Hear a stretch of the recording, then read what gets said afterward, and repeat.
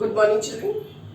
Children, today we are going to start with a new topic, that is atomic structure and chemical bonding. In this chapter, we will be studying about the structure of atom and various types of bonds formed between the atoms to give certain compound. But first we will start with the structure of atom. If we talk about the structure of atom, you have studied this topic in your junior classes also, and you must be knowing about these things. But let's have a quick revision of these. So, the atom is made up of three subatomic particles. What are these three subatomic particles? Electrons, represented with small e, having a unit negative charge and zero mass. Protons, represented by P, or one hydrogen atom after losing one electron forms proton only. So P with one unit positive charge and one unit mass, and it can also be represented as hydrogen atom. Now, third subatomic particles are neutrons, which are represented by N with the zero. That means they are neutral, so no charge and one unit mass. So these are the three subatomic particles which are present in an atom. Now let us see the structure of atom. If we draw the structure of atom, we show that in the center there is a nucleus, and outside the nucleus are the imaginary parts which are known as orbits. Means structure of atom is divided into two parts, the nucleus and the orbits. So the center part, nucleus, contains the two subatomic particles, that is proton and neutron. That means inside the nucleus, proton plus neutron are present, and outside the nucleus, around the nucleus, the third subatomic particle keeps moving in the imaginary parts which are known as orbits, or you can also call them as shells. So these are electrons present outside the nucleus in these orbits.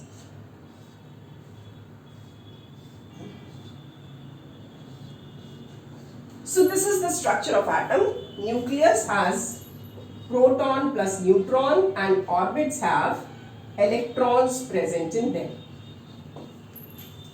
Now, in any atom, if we talk about the number of protons, the number of protons is actually a specific characteristic of any atom.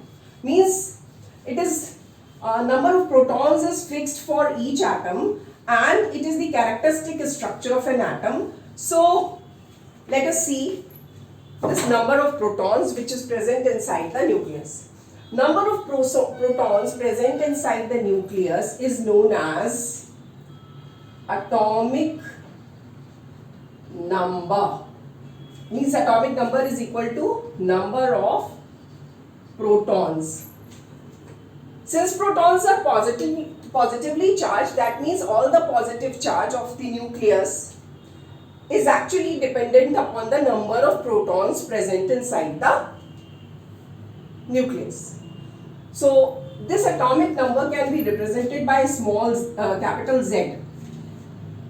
Z is equal to number of protons present inside the nucleus, and it is also equal to number of electrons. You very well know that an atom is as a whole neutral. Why it is neutral? Because in an atom, number of protons which are positively charged present in the nucleus is equal to number of electrons which is negatively charged. So total positive and negative charge is cancelled or balanced. That's why as a whole the atom becomes neutral. So you can say that in an atom, this Z representing atomic number is equal to number of protons, and this is also equal to number of electrons. Now the next thing in the atom is mass number.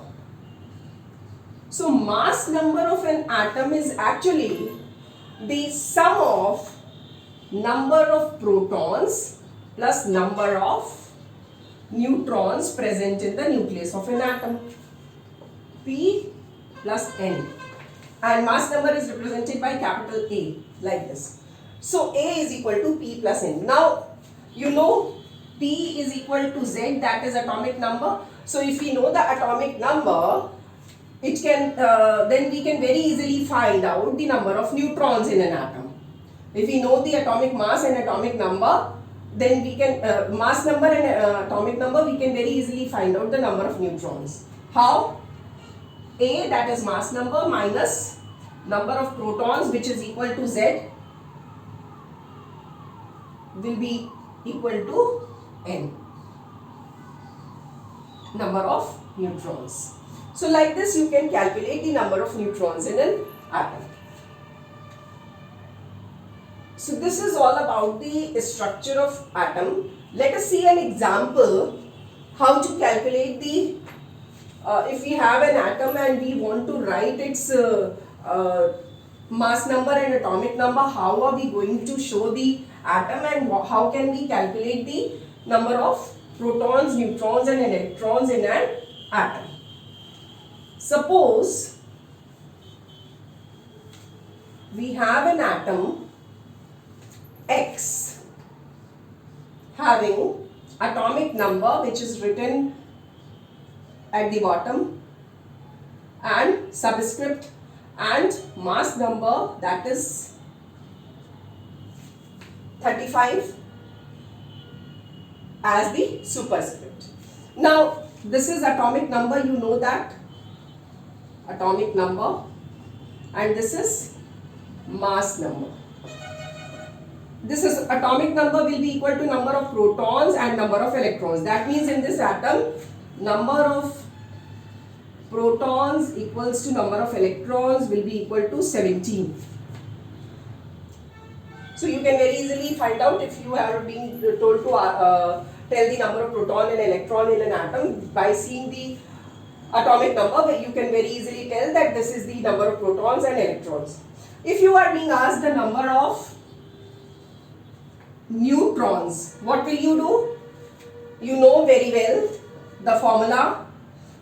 Atomic mass is equal to number of protons plus number of neutrons. Atomic mass here is 35. Protons is equal to atomic number, that is 17. That means this will be equal to N.